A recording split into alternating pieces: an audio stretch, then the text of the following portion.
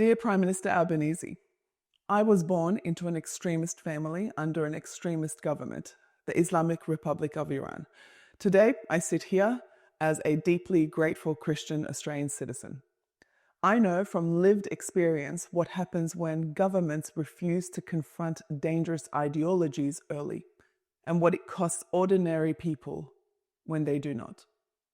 I'm speaking to you on behalf of Australian citizens who expect their government to protect its people and to speak plainly about what threatens this nation.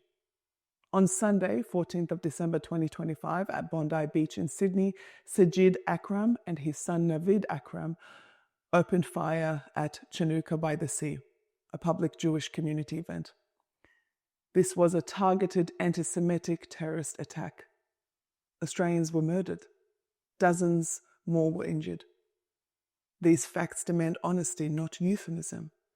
This was not random violence. It was not confusion.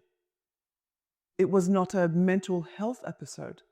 Mental illness does not explain ideological targeting, religious hatred, or deliberate mass murder. This was ideology.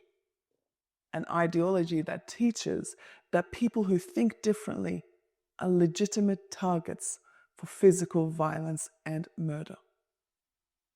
An ideology that has been tolerated for too long because confronting it has been politically uncomfortable. In the middle of that attack, an Australian civilian intervened and disarmed one of the gunmen, Ahmed Al-Ahmed, a 43-year-old shop owner and father of two. He acted unarmed and at personal risk. He saved lives. He is a hero in the truest sense of the word. His actions reflected courage, responsibility, and moral clarity, values good Australians still recognize and respect. When leadership hesitates, it is ordinary Australians like this man who show us who we are supposed to be. Prime Minister, our legal system is founded on English common law, shaped over centuries by principles such as the sanctity of life, individual responsibility, and the inherent dignity of the human person. Principles historically informed by Judeo-Christian ethics. Every Australian citizen, every resident, and every guest in this country is required to live under that legal framework. There are no cultural or religious exemptions for physical violence, intimidation, or murder. Prime Minister, multiculturalism demands nothing and excuses everything. It divides a nation with competing moral systems and leaves the state paralyzed when these systems collide. But integration, one law, one civic standard, and one set of non-negotiable rules that apply to everyone equally. If you live in Australia, you live under Australian law and Australian standards of conduct. There are no cultural exemptions for physical violence. An ideology, whether it be religious, political, or cultural, that teaches that people who disagree should be harmed or killed is incompatible with Australia. This is not about private belief, it is about public safety and loyalty to the social contract. Non-citizens who support or act on violent extremist ideologies should not remain in this country. Citizens who act on it must face permanent consequences under the law. That is not discrimination. It is the minimum responsibility of a sovereign nation. There's another failure that I must acknowledge.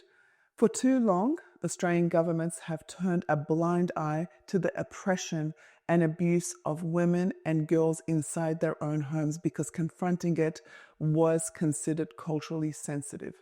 Too many Muslim women, Muslim daughters in particular, have been failed by a system that too often labeled violence as family disputes and coercive control as cultural differences.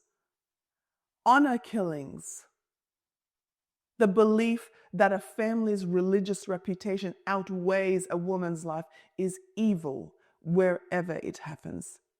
And when the state refuses to act decisively, it does not remain neutral. It sides with the abuser. Australia must be a safe place for Muslim women too, from violence hidden behind closed doors. If someone lives in Australia and believes women are subordinate, that apostasy deserves physical punishment, or offense justifies physical violence, then that person is not integrated. Integration should not be optional. It is the price of living in a free society. Bondi did not come out of nowhere. It followed years of harassment, intimidation, protests that crossed into threats, and the consistent minimization of anti-Semitic violence. When governments refuse to draw lines early, those lines are eventually drawn in blood. That is what happened at Bondi. That, Prime Minister, is on you. Australians need to be able to count on you, not to manage language, not to soften reality, but to defend the nation you lead. A country that is afraid to define what it stands for cannot remain free. Integration, protection of the innocent, and zero tolerance of ideological physical violence are not extreme positions. They are the foundations of a functioning nation. The victims of Bondi deserved better. Jewish Australians deserve better. Muslims who uphold Judeo-Christian values deserve better. All Australians deserve better. Leadership is not about avoiding criticism. It is about making decisions that keep your people safe.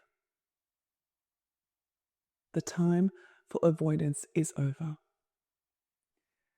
Prime Minister Albanese, the floor is yours.